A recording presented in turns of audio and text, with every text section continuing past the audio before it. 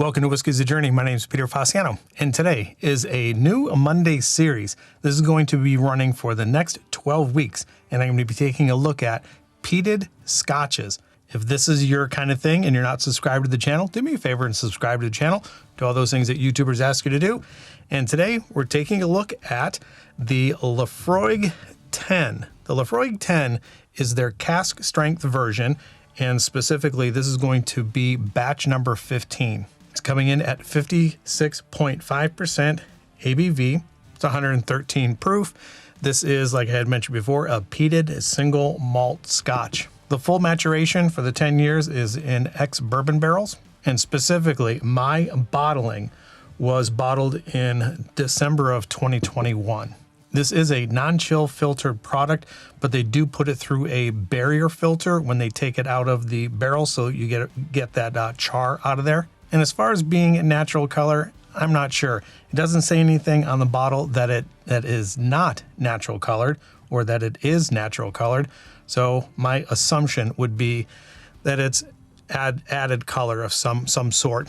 This is a 750 milliliter bottle, and I paid $88.99, and I'm in Phoenix, Arizona, if you don't know.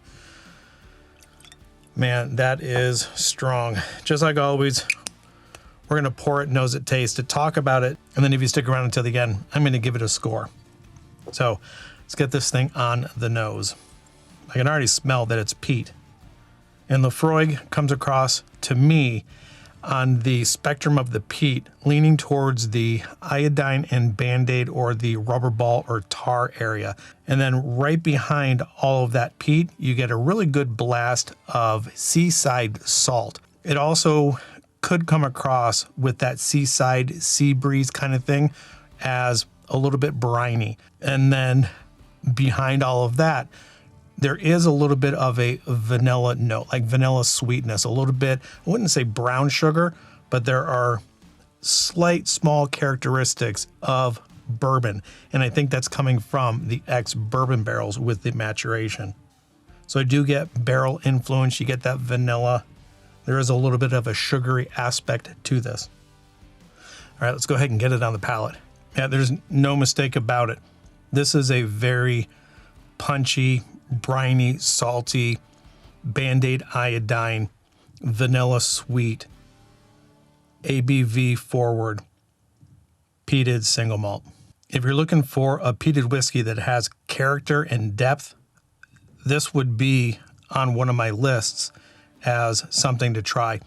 I don't think I am a big fan of the standard Laphroaig releases, but there's something about the cask strength that just dials everything that I think Laphroaig is known for. It just dials up all of the intensity, and it comes across as very pleasant, very nice. I wouldn't say pleasant. Pleasant is the wrong word for this.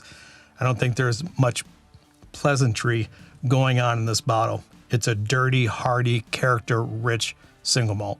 There's nothing delicate in here at all. That was the first sip, and that finish is just going on forever. There's a really good amount of barrel char. I don't really get, like, I usually talk about barrel tannin or barrel bitterness on the side of my tongue.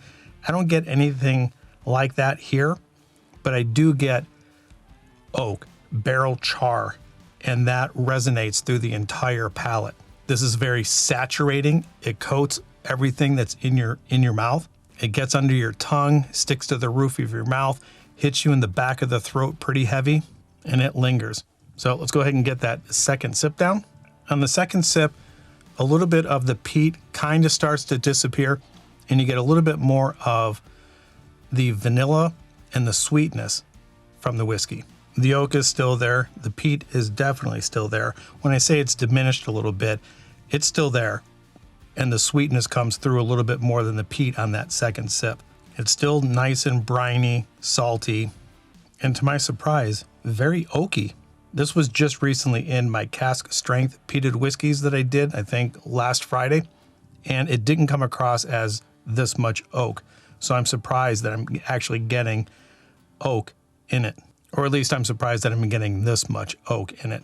So what I'm going to do is add a little bit of water, talk a little bit about the distillery managers and a brief history of Laphroaig, let the water do its thing. And in case anybody's wondering, Laphroaig is actually suggesting that you put water, drops of water into this to bring a little bit more out of it.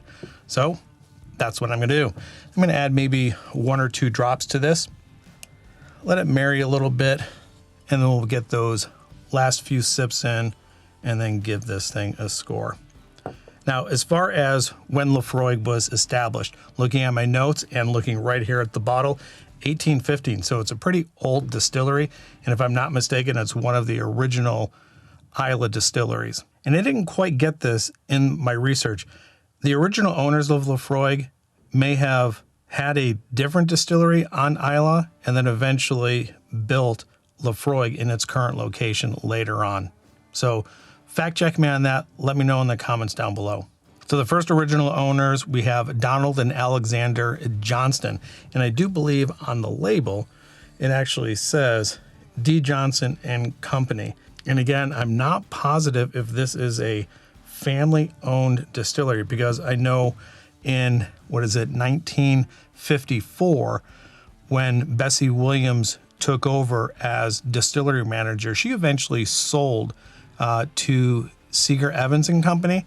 And I don't know if that company is the overarching company, but it's still family owned. I'm not exactly positive. There wasn't a whole lot of information on their website that talked about that. But based on their website, I think the last relative of Donald or Alexander was Ian Hunter. And Ian Hunter was the distillery manager or owner back in 1921. And I know I'm jumping around a little bit on this timeline, but apparently Ian Hunter was one of the people that redesigned the malting floor and installed windows and fans that were actually facing the seaside. So it brought in all of that salty air. And I think that is one of the biggest things that gives Laphroaig its standout character. I know a lot of Islay peated single malts have that seaside salty, briny note, but I don't think anything reaches the heights that the Laphroaig does. And eventually Bessie Williamson ended up selling Laphroaig to the Seeger Evans Company in the 1960s. I think the sale went final in the late 1960s. And then jumping to 1994, a former distillery manager, Ian Hudson, started up the program Friends of Laphroaig. And if you know, there's like a little tag on Laphroaig and you can buy like a 1 square inch on the island. And I believe you can get onto their website and register for that little plot of land on there. And then the 2 other distillery managers, they talk about John Campbell being very influential, releasing a whole lot of different bottles of Laphroaig. He was the distillery manager from 2006 all the way up until Barry McCaffrey took over in 2022. If you know any other interesting facts about Laphroaig, let me know in the comments down below. For such an old distillery, it seemed like their existence was a relatively nondescript type distillery. I know a lot of them, have these peaks and valleys. It's like a roller coaster. They're open, they close down, they change ownerships, they're sold. A whole bunch of stuff ends up happening to them. But Laphroaig seemed to be just pretty consistent and pretty consistently Laphroaig. So any other interesting tidbits, leave them in the comments down below. All right, let's go ahead and get on to the nose and then the score. All right, the nose definitely opened up a ton of vanilla. Very subdued on the peat, and now there is a white pepper note that's coming through. I'm almost getting 0 peat on here. Let's go ahead and get it on the palate.